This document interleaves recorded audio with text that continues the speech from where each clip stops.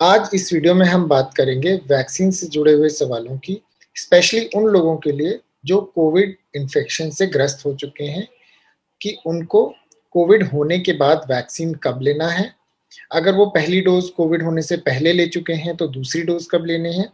क्या हमें Covid vaccine लेने से पहले एंटीबॉडी टेस्ट कराना चाहिए या नहीं कराना चाहिए?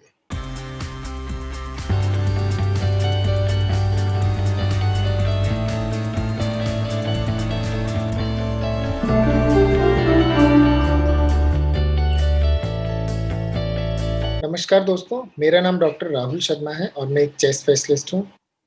आजकल जितने भी पेशेंट हमारे पास फ़ॉलो-अप में आ रहे हैं जो कोविड से ग्रस्त हुए थे, उनका एक बहुत इम्पोर्टेंट सवाल होता है कि उनको अपनी कोविड वैक्सीनेशन कब लेनी है और अगर उनको कोविड इन्फेक्शन हो गया है, तो क्या उसके बाद भी उनको अपनी वैक्सीन लेना ज़रूरी है? उसके लिए हमें समझना पड़ेगा कि जब भी हमें कोविड इन्फेक्शन होता है, उसके बाद हमारे शरीर में 2 प्रकार की एंटीबॉडीज़ बनती हैं।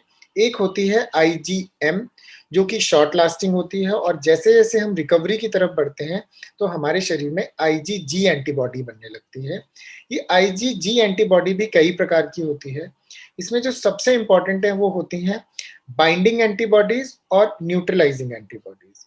सो उन एंटीबॉडीज़ को टेस्ट करके ये समझना मुश्किल है कि कौन-सी एंटीबॉडी बाइंडिंग एंटीबॉडी है और कौन-सी एंटीबॉडी न्यूट्रलाइजिंग एंटीबॉडी है। सिर्फ न्यूट्रलाइजिंग एंटीबॉडी ही प्रोटेक्टिव रोल निभाती है।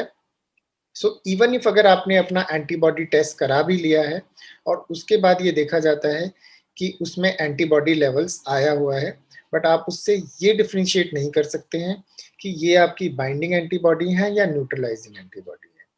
और ये भी देखा गया है कि जिन लोगों में एंटीबॉडीज़ डेवलप हो गई हैं, अगर वो वैक्सीन लेते हैं, तो वैक्सीन उनके लिए बूस्टर का काम करते हैं। उनका इम्यून रिस्पॉन्स और प्रोटेक्टिवनेस और भी ज़्यादा बेहतर हो जाती है। ये बहुत इम्पोर्टेंट है कि इर्रेस्पेक्टिव ऑफ जो भी आपका एंटीबॉडी लेवल है, आपको अपनी वैक्सीन निर्धारित टाइम पर लेनी है। अब ये निर्धारित समय क्या है कि किस वक़्त हमको अपनी वैक्सीनेशन लेनी है। अभी 2 प्रकार के पेशेंट्स हमारे पास आते हैं। एक हैं जिन्होंने पहले ये वैक्सीन नहीं ली है और दूसरे ग्रुप ऑफ पेशेंट्स होते हैं जिन्होंने 1 शॉट वैक्सीन का ले लिया है, लेकिन वो दूसरी डोज़ लेने से पहले ही इन्फेक्ट हो गए थे।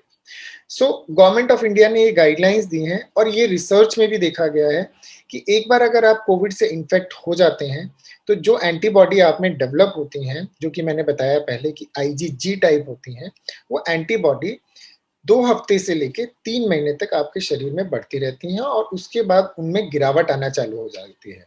रिसर्च में ये देखा गया है कि एंटीबॉडी 1 हफ्ते में भी गिर सकती हैं और वो 8 महीने तक भी परसिस्ट रह सकती हैं। These are not stable antibodies जिनके भरोसे हम ये कहें कि हमारे को प्रोटेक्शन आ गया है। इसलिए गवर्नमेंट ने कहा है कि ऑन एन एवरेज जब भी आप कोविड से रिकवर हो गए हैं, उसके 3 महीने के बाद आपको अपना वैक्सीनेशन का फर्स्ट डोज़ ले लेना है। उन लोगों को लिए भी ये बताया गया है जिन्होंने अपना फर्स्ट डोज़ वैक्सीनेशन का ले लिया है कि अगर वो कोविड से पीड़ित हुए थे, उसके बाद जब वो रिकवर हो गए हैं, उसके 3 महीने के बाद उनको अपना सेकंड डोज़ वैक्सीनेशन का ले लिया है। अभी हाल-फिलहाल में ही गवर्नमेंट ने जिन लोगों को भी ट्रैवल करना है और बाहर जाना है, उनके लिए ये छूट दी है कि वो अपना सेकंड डोज़ ऑफ वैक्सीनेशन 4 हफ्ते के बाद ले सकते हैं। लेकिन बाकी लोगों के लिए जितना आप डिले करते हैं और आपका एंटीबॉडी रिस्पॉन्स आता है स्पेशली अप टू 3 मंथ्स और उसके बाद अगर आप वो वैक्सीन लेते हैं तो आपका इम्यून रिस्पॉन्स और तेज़ी से एक्ट करता है और आपकी एंटीबॉडी लेवल्स हायर देखे गए हैं जो कि ज़्यादा प्रोटेक्शन देते हैं। ये बहुत ही क्लियर है सबके लिए, या तो आपने पहला डोज़ लिया हुआ है या आपने पहला डोज़ नहीं लिया है, आपको अपना सेकंड डोज़ और वैक्सीनेशन शेड्यूल रिकवरी के 3 महीने के बाद ही चालू करना है। एंटीबॉडी कराना मस्ट नहीं है क्योंकि ये एंटीबॉडी लॉन्ग लास्टिंग नहीं है।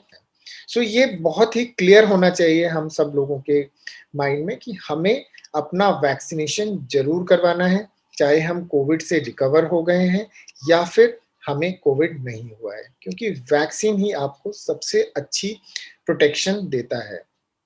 मैं आप सब लोगों से यही रिक्वेस्ट करूँगा कि इस वीडियो को ज़्यादा से ज़्यादा शेयर करें ताकि लोगों के मन में जो वैक्सीन रिलेटेड क्वेश्चन है, उनका आंसर उनको मिल सके। धन्यवाद।